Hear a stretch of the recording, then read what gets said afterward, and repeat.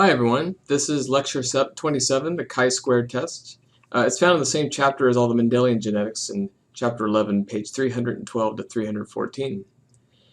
Mendel did a lot of p-plannings to figure out the rules of genetics, for example, dominance, recessive, segregation, and independent assortment.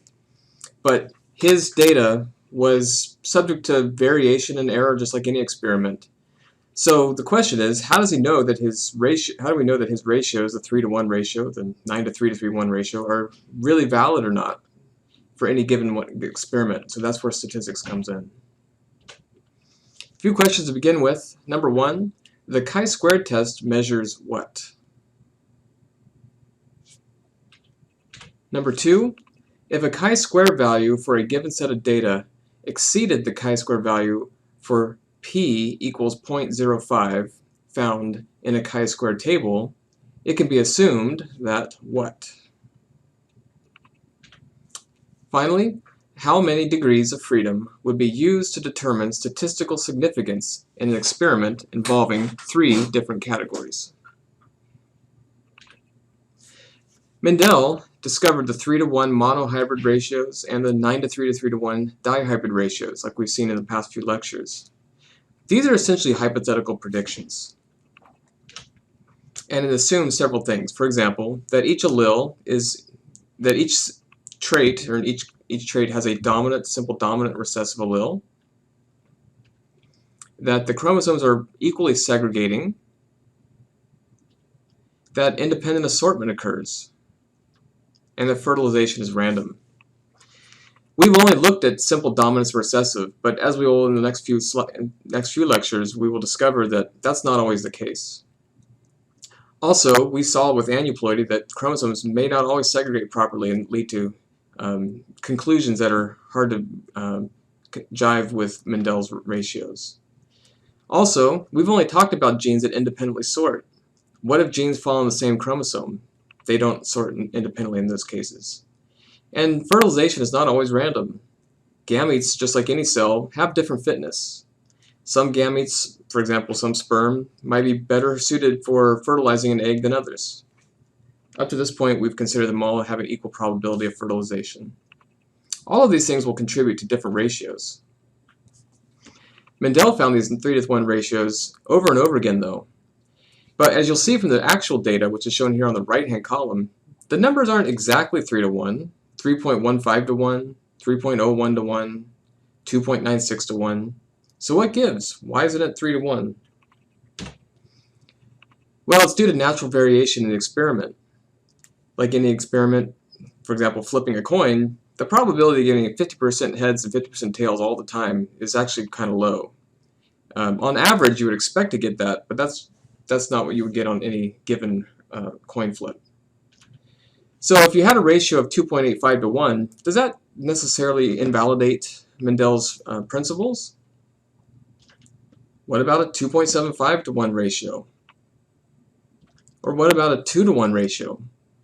If you did a cross with one trait in a monohybrid cross and got a 2-to-1 ratio, would that invalidate some Mendel's principles? What we want to know is at what point does our 3-to-1 ratio assumption no longer hold true? How much variation in these experiments can we attribute to chance alone? These are real experiments with real data, so we have to take that into account. And just like if you flipped a coin 100 times, getting exactly 50 heads and exactly 50 tails is just one chance out of all the chances you would have. Same goes with genetics crosses. A 3-to-1 ratio exactly is also unlikely. So, real versus chance deviations. We're going to be describing something called a null hypothesis when we talk about statistics here. A null hypothesis assumes that there is no real difference between the observed values that we see in a cross and the expected values. So, for example, a pea plant cross, you would count up all the peas that are dominant recessive. That would be your observed values. The expected values would be how many would you expect to get given exactly a 3-to-1 ratio. 3/4 dominant, 1/4 recessive. Well, in any given experiment, as you would know, deviation happens. It's not exactly what you expect. So how much difference can we be comfortable with is what we want to know. We have to use statistics in order to come up with some kind of threshold for saying that a hypothesis is either supported or not supported. Now, the null hypothesis here is going to be rejected if our observed data is so far off that the probability of getting that data is only like 5% or less. So meaning if you had conducted the experiment 20 times in replicate, only one of those 20 times would you get data that was so far off. Okay, that means 19 out of 20 times you would expect to get data that better matches your hypothesis. Okay. Statistics, like as you probably have seen in other classes, can never prove anything true. It's about probability. How probable is your result? How likely is your result, given a certain set of circumstances? It cannot prove true or false. For example, you could get something called a false positive, which is that your data could just end up looking like your hypothesis, when in fact it's actually not. Just a coincidence. There could also be other explanations that you just haven't thought about. For example, Newton's laws of gravity were assumed correct until Einstein came along to develop his theory of relativity. The flip side of this is that sometimes when we accept when we use that 1 out of 20 cutoff, we will sometimes reject true data, in the sense that data that actually supports our hypothesis, we may reject it. This is called a false negative. So rejecting a true hypothesis 1 time out of 20 using this p-value of 0.05. Again, p stands for probability here. So what's the take home? You need to do multiple experiments. And Mendel certainly did that. He did multiple experiments, and that's where he got his numbers from. Sometimes you may want to increase the stringency on your statistical test or decrease it depending on what you're studying. So you could use other p-values, for example, 0.01 cutoff. That's 1 time in 100 that you'd be that far off, and you would reject it. Or 1 in 10, or 0.1. The chi-squared test is a way to measure the goodness of fit. It simply measures the difference in what your observed numbers are compared to what your expected numbers are, and assigns a number to that. The chi-squared number is solved with this formula here.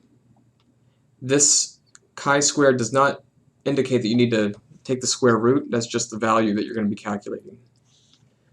The chi-squared number is equal to a sum, which is this Greek sigma symbol here, of the square of the observed minus the expected numbers. We call this the difference. O observed is how many organisms did you count when you did your cross? How many dominants did you see? How many recessives did you see? And then the E expected is how many did you expect to see? 3/4, right? Of 3-to-1 ratio. 1/4 recessive, 3/4 dominant. You divide this by the expected number. You also square the differential here, the observed minus expected, the difference. The reason for squaring that value is that it amplifies the extreme differences. So if there is an outlier, it will be amplified with that squaring operation. Also, the squaring serves to turn this number to a positive, so that chi-square values are always reported as positive numbers. So once you've calculated the chi-square number, there's a couple other things that you need to take in mind. One is that you need to figure out your degrees of freedom. Degrees of freedom is simply a way of measuring, taking into account how many different samples are you looking at, or categories in this case. The degrees of freedom for a chi-square test is the number of categories minus 1. For our case, a category can be thought of as a phenotype. For example, a dominant trait would be a category. A recessive trait would be a category. For a simple monohybrid cross, you would have two categories, dominant and recessive. So the degrees of freedom would be 2 minus 1, or 1. Then we would look up the probability in a chi-square table given that we have certain degrees of freedom. Here is an example chart of a chi-square table showing chi-square values on the x-axis going from high to low, and probability on the y-axis, and then degrees of freedom, these lines. Notice that chi-square values that are very low would be low because there is very little difference between your observed numbers and what you expected. That's a good fit for your hypothesis. So, with low chi-square values, the data will have a high probability because you would be expecting to get that a lot of the time, right? It's data that fits your hypothesis. So in this example, chi-squared, let's say the chi-square value was 0.53. You follow that up until you reach the degrees of freedom. If this experiment had 1 degree of freedom, the p-value would be 0.048 or 0.48. Again, that's a great chi-squared. Your hypothesis fits your data fits your hypothesis really good. In fact, about 48% of the time in this case, you would expect to get that type of data. So it's shaded dark blue here because your hypothesis is supported. You fail to reject that null hypothesis. Okay.